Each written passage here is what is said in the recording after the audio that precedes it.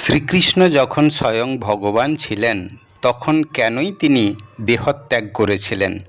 মৃত্যু অর্থাৎ দেহত্যাগ, আত্মার মৃত্যু হয় না।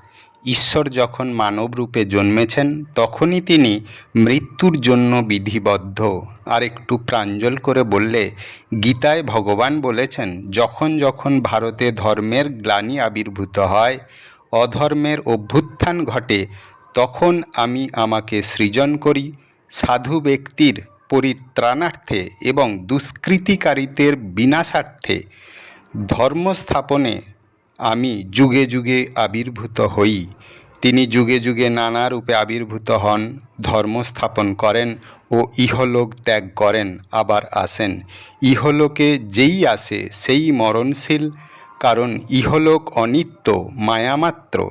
এই জন্য তার আগমন ও গমন ঘটে।